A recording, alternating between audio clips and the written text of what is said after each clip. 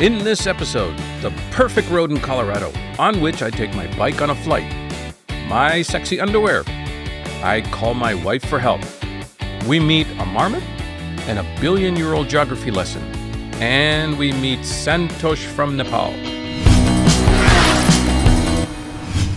Good morning. We are leaving Keystone, Colorado for Pikes Peak, which we're going to ride all the way to the top. That's one of the highlights of the trip. The sun is out, beautiful day. The pollen is out, and I'm getting ready for packing the bike. If you want to see what that looks like, take a look at that behind me. I got to pack up Old Blue with all this gear, which is always fun. Actually, it doesn't take that long once you get used to that. And look over there. Somebody very inconsiderate left all their clothes out, drying on the rocks. Hey, wait a second. Those are my clothes.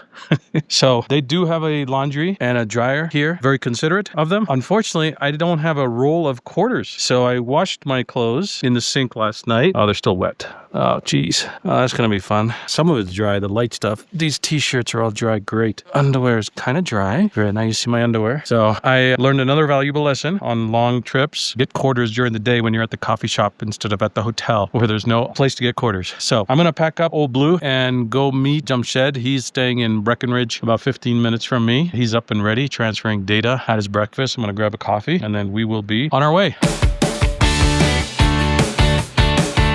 Bismillah ar-Rahman ar-Rahim, asking the Lord to keep us safe today, and we have a pleasant day. We just wrapped up some breakfast, a couple of cups of coffee, so nice and fueled up, ready to go. We're actually heading towards Winter Park, Colorado, and then from there we're going to hit the national park and go all the way to the top. Should be super exciting. Look at that view. First thing in the morning to greet us. The lakes, the little sailboats on it, snow-covered peaks. This is like God's country right here, Colorado. Just absolutely beautiful. You can see the peaks in the distance over there. Still got a little bit of snow on them, middle of July. And this first stop should take us about an hour and a half, and then I think it's another hour from there to the national park. So pretty short rides, but it should be absolutely beautiful. There's Jamshed. He's all prepped and ready to go. Did his camping. I don't know how the hell he did it last night, but good for him. You know, to think that these journeys that we're taking like 100 years ago, these journeys would have taken, forget hours, they would have taken months to do by horse or by trekking. And now we've connected all the major hubs across this country and really across the world. And we're able to ride, drive, fly in just hours. And we still get impatient. It's not fast enough. It's incredible human achievement and the incredible everyday miracles that we have now that we take for granted. Just like riding this bike. I could ride this bike literally across the country in a week and just through the, highway systems and all that. That's amazing. A lot of people do that, of course. You can visit the world in a month. Let's enjoy some more beautiful views of Colorado.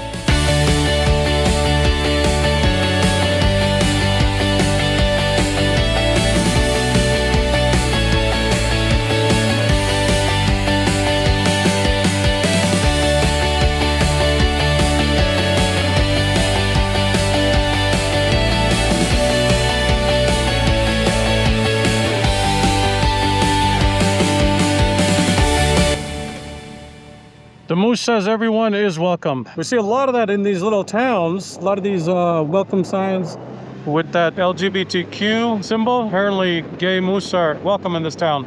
All right, another stop, another gas station. Seems like our routine now. Get on the bike, go, go, go. Hit the curves, stop at a gas station, grab a coffee, get back on the road. Then again, it's a tiny bit of gas we put in these things compared to a car. Here we go. Sinclair. I haven't seen this chain. I don't think they have this in Texas. I believe this might be a Colorado thing. We just stopped for gas and coffee. We got some reasonably healthy, would you call it, snacks, nuts, and Jamshed got some granola. And then he picked up some green apple licorice, which is interesting. I've never had that. We'll try this. It's not bad. Better than chocolate and candy. Oh yeah, much better. So one of the stops in town previously, I've got my music going on and I've got my helmet, so I don't hear much of the environment, but right behind me, I came to a stop and then I started hearing this like Bollywood music. Really? Yeah, that wouldn't be you, would it? We have to see. I was like, we're in the middle of Colorado. Where am I hearing Bollywood music from? It wasn't Bollywood. It was Nusrat Fateh Ali Khan. Oh, Nusrat. Okay. that actually makes a big difference. I was like, oh, okay, Jamshed's behind me now. I can hear him. Check out these hogs. This is some high-performance stuff. Look at that seat. I'm getting uncomfortable just looking at that seat. We're just admiring your wonderful bikes. You guys have the real bikes. We have the sit and push a button, But you guys are doing the real work. You guys do a lot of riding? Yeah. Mountain biking's really big up here. There's like hundreds of miles of trails. Where you guys going from? Dallas? Oh, wow. Yeah. How many days did you take? This is our third day? Yeah. Third? Fourth. We're going to go to the Rocky Mountain National Park, and then we'll make our way down to Estes Park, yeah. this park. And Yeah, and then kind of head back a little bit. That'd Yeah. be fun. Fun Yeah. ride. Yeah. Good scenery. Get up in the mountains a little bit. Absolutely, absolutely, yeah. How long do you guys ride for typically? Hey, it's just a couple hours. 15 miles on a mountain bike today. 15 miles. I can tell you guys are serious bikers looking at your calves. Our calves don't show much from sitting on those. Those are real workouts, you know, not to say that we don't work out sitting on our bikes, but I think that's a real workout. They said they go for like a couple of hours, Yeah. 15 miles on those things, up and down, and it's not a flat road. So good for them, man. One hell of a workout. Okay, Jamshed is recording this on video. Okay. I want to get your feedback. Jamshed is going to be camping again tonight. I think I might join him. Yeah, sure. Okay. You don't sound like you have a lot of confidence. None whatsoever. You're going to fall off that mattress. You're going to be tired, and I'm worried about you safely driving home after. I'll sit on the back of Jamshed's bike. His bike is big enough. Okay. Yeah, and then I'll have my bike shift. That's good. So I think I learned a few lessons about what not to do. I think I learned every lesson about what not to do on the first night that Jamshed took me to, Really? with the people smoking their fireplace right next to us and not putting up stuff properly. And What did you not put up properly? I don't know, it's just my bedding. I didn't set it up properly. Jamshed said that you said you went camping last night. Last night, yeah. It was really good. They have all facilities, showers. They even had the breakfast room. He said he had a great Yeah, experience. yeah. So he invited me to the terrible experience, and then he went off by himself last night and had a great experience. And last night I stayed in a bed. I was so tired, it was comfortable. Yeah. But they put me in bunk beds. Bunk bed number 1, bunk bed number 2, bunk bed number 3, bunk bed number 4. Well, Yeah, I know so- I took you a queen bed. Yeah, I had like a family bear room. Okay. Baby bunk bed, another baby bunk bed, a mama bunk bed, a papa bunk bed. Okay. I chose the papa one and I slept in it. So I'm going to try camping again tonight. I think you got there late. That's all they had left. But there's a few lessons learned, so I'm going to practice them tonight. We also decided, Jamshed and I, we're going to find the opposite corners of the campsite and sleep like that so we don't bother each other. Yeah. Tell Jamshed I feel his pain with your snoring. No, you should feel my pain with his snoring. I don't know. I have not experienced his, but I've experienced yours. All right, let's see how it goes. Okay. All right, talk to you later. All right, Okay, love you. Love you. Bye. She has a whole lot of confidence in me. Well, I'm going to prove her wrong. So this is a aspen tree. One of the famous trees, and the reason why the city is called Aspen, I assume. I'm gonna take one. I'm gonna start a little collection. I got my lucky penny. I hope this tree doesn't mind. There we go. Here's a good one. It's a little high up there. Okay, there we go. Isn't that pretty? We will put that right here along with the lucky penny. There we go. Lucky penny and lucky aspen. All right, back on the road we go.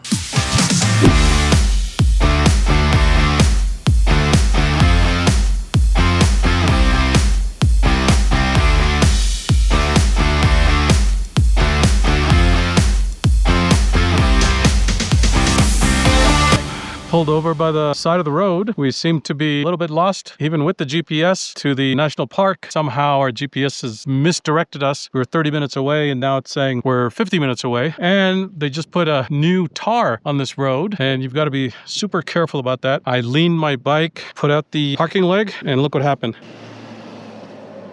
It just went into the tarmac. If it had kept going, the whole bike would have just tilted over. So I moved it, and it's still sinking a little bit, But not too much over here. because the lean angle is not as steep. But boy, I could have got myself into trouble. What I need to do is what Jamshed has done, is get a plate that gives you a wider surface. I don't know why the stock, they make them so thin.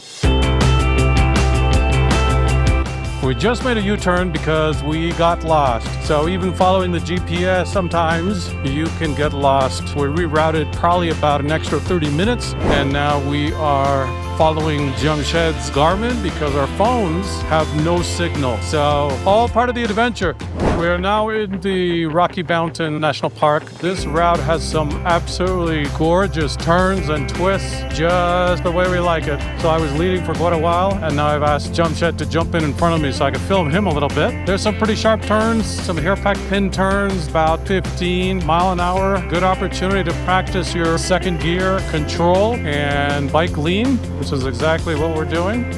Let's go, Jamshed. You know, one of the things that Jamshed is doing really well is riding that bike. That's a cruiser. That's not really meant for sporty maneuvers. I'm just super impressed the way he's handling that Goldwing. And he's only been riding for a few years. Now, this bike that I'm on, the Yamaha, it's meant to be sporty. So it can outpace him just because of its design, the way that it's made. I like to lead and have him follow, and that way he practices his skills. He, tries to keep up with me a little bit, but he's just riding so well. And then when I'm behind him, what I like to do is practice my techniques. It's always about practice, practice, practice. And my goal is to stay on his wing as evenly as possible. I don't like too far back, obviously coming too close. That way I'm not just passively riding behind him. A lot of guys I ride with, they don't do that. They just kind of fall behind. And that's okay. I mean, everybody has their style. But when I'm riding, I like to stay active, whether I'm leading. And if I'm leading, I'm kind of pushing myself a little bit. And then if I am following, like I'm doing right now,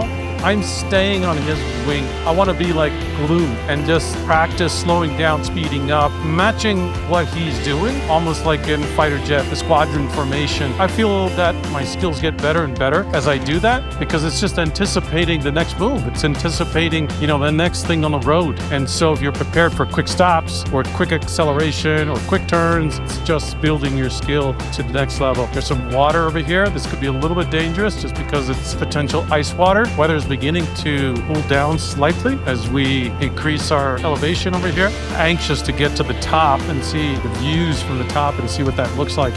World of hurt, if not dead, if you misjudge these curves. And again, new riders, you just come into it really slow. You just take the speed and the skill level that you're comfortable with and no more, no less. I consider myself, I would say above average rider just because of the years of experience that I've got, that I've been riding. I've ridden in America and Asia. I wouldn't consider myself a professional, but I'm not a beginner either. So I push things to their limit within my capacity. Oof, look at those drop-offs. Mamma mia, look at those drop-offs. So it looks like we're coming down in elevation. I'm guessing we just went over a range. We're coming down into the valley, and then we're gonna go back up. Oh, it's getting hot. When that sun comes down, oh, nice curve. Some guys are nice, they'll kind of pull over and let you go by, and some are not. Or maybe I'm just impatient. Boy, that was nice. That was really awesome.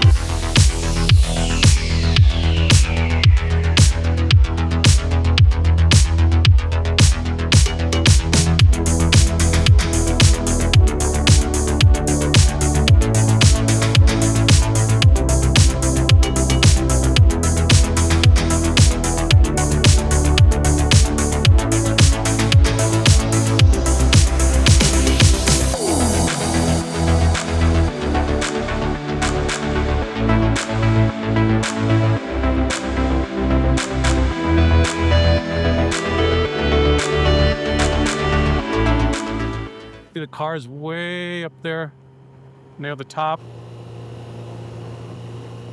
Beginning to see more snow.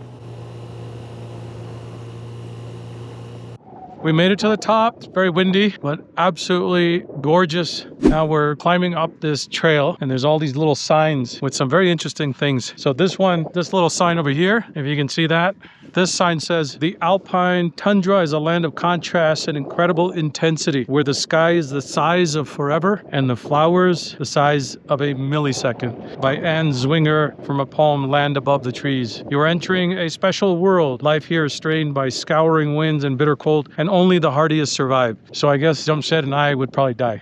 If you're lucky, we'll probably see those somewhere there. Another sign. This one says, "Have you traveled from the deserts of Mexico to the frigid Arctic? Driving 600 miles north is similar to climbing 1,000 feet in elevation on the Trail Ridge Road. Many of the alpine plants growing here are found in the vast treeless expanses of Alaska, Canada, and Siberia."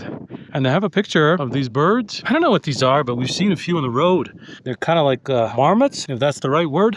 Another geography lesson. March of forests up the mountains is abruptly halted by cool summer temperatures. At their upper limit, trees may grow only an inch in diameter every 100 years. On the tundra, snow can fall any day of the year. Nighttime temperatures often dip below freezing. Only plants adapted to this harsh environment can survive, where the growing seasons last 6 to 8 weeks a year. Well, I guess that's why all the plants asphalt. We don't see a lot of trees or bushes, mostly just grasslands. Do I sound like I know what I'm talking about? No, Did that sound educational? No, that is exactly what it is. Okay, good. So you have those small flowers. Right. Very nice. Yeah. What did you say about stopping at every sign? It's very educational. Educational and Okay. gives us a chance to... It has nothing to do with us being out of breath, like every 10 feet, right? Nah. Nah. This one, these gentle rolling mountaintops are remnants of an ancient plain lifted into the sky by tremendous mountain building processes. Rivers of ice 1,000 feet deep once filled Forest Canyon to your right. Glaciers ripped away the rock, widened the valley, and quarried the basins now filled with alpine lakes. And I think they're talking about that valley right there. Right. So glaciers went through that. Geography lesson number 6, or maybe 5 or 7. Ice-shaped trail ridge. Even though glaciers never reached this high, ground beneath your feet was permanently frozen during the Ice Age, and only surface layers thawed in the summer. Water trapped in the earth above the ice caused the supersaturated soil to creep down the mountain in ridges or solifluction terraces. I'm going to pretend I know what that means. The trail is kind of long. Half a mile, they said. There's less oxygen. So it's not that I'm out of shape. It's because I'm at a very, very high altitude, and that impacts your cardiovascular system. That's why I'm breathing heavy. So trail continues up there, and we see what's at the top. Number 7 or 8. These rocks in these odd formations were born of fire and water. The dark colored schist was originally sand, silt, and clay at the bottom of a long departed sea. So we're standing on top of an old sea. Molten magma from deep in the earth invaded the schist and gradually cooled into the lighter colored granite. Do you know what a schist is? I guess we're gonna have to Google that one too. Apparently we're standing on a bunch of schist. We made it up incline, and let me share this view with you. Look at that. Isn't that gorgeous? So you've just wrapped up the top. Nice time there. Got a geography lesson, some history lesson, learned about this area. And now we're heading back down, and we are parched and super thirsty. I don't know why. Neither one of us has water. You know, how many trips have we done? How many years have we been on motorcycles and done journeys? We're somehow still unprepared. We're like dying of thirst, a little hungry. But, you know, hunger is not that big of a deal. We'll have dinner in a few hours. But sheesh, he has no water. I have no water. And usually we've had water all day. Yeah, but it's empty now. And now it's empty because we drank it before we got here and forgot to refill it. We're hoping they'll have water at the bottom where the visitor center is. If not, we'll just have to suck it up, buttercup, and get it at the next gas station in a few hours. But I think overall this was definitely worth hike. I think it was a half-mile hike, 260 feet up. A lot faster going down than it is going up. I think we made about 15 stops going up. Going down, we haven't made one stop yet. And we'll get back on our bikes and enjoy the rest of our day.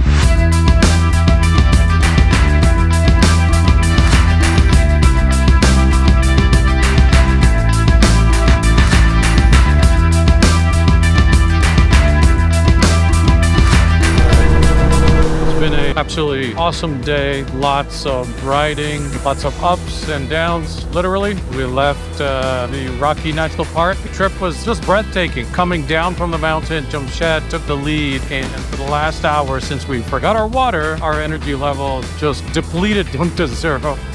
So we just pulled over to a gas station, grabbed some Gatorade, grabbed some water, some nuts and stuff, and now we're gonna head to Boulder, Colorado, which is a pretty big town, pretty big city. We're gonna see if we can find some halal Indian food. We haven't had that since the beginning of the trip. And then after that, we're gonna make some plans for camping or not, just depending on where the camp is located, the temperature. We're gonna check all that once we get some grub and start waking up and feel alive again. And then we'll make a call from there and what we do for the night, and that'll be our day. That's another one in the books, lifetime memories. If you ever get a chance to come to Colorado, whether you're a rider or not, highly recommend it. Sights are truly mesmerizing.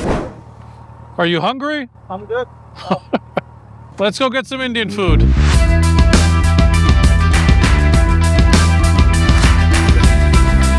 So we are now at Korean kebab here in Boulder, Colorado, and we met the wonderful owner, and it looks like he has his whole family working in the front and in the kitchen. We'll see how their food turns out. I thought we had a good day today. It was right? very good, right? Yeah, even though we got lost for about an hour, but it was actually a beautiful drive though. It was a beautiful valley. It was very empty. Yeah, nobody was there. That's how you find stuff, right? It's just you get lost, find these amazing places. How are you feeling physically now? I'm feeling very good. Now that you took the drugs, you're feeling better? Yeah.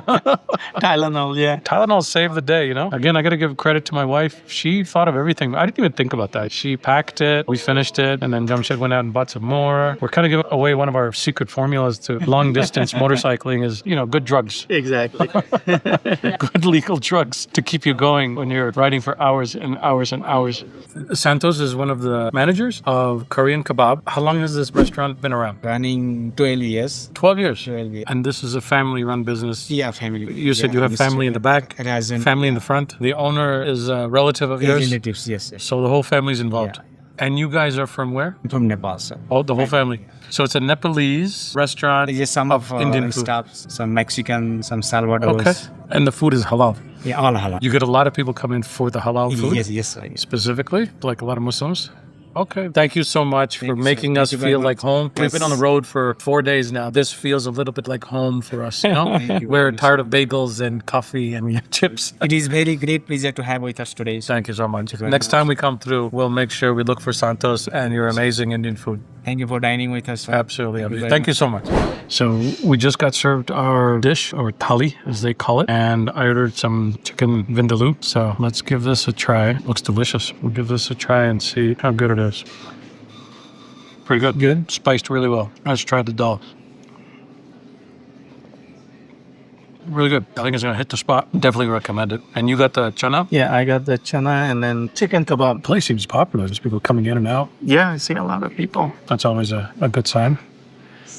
It's really good. And after a long day, this is Perfectly, yeah. exactly what we needed to some good food. It's really good. Korean kebab in Boulder, Colorado. Highly recommend it. Yes? 2 thumbs up? Yes. 2 thumbs up.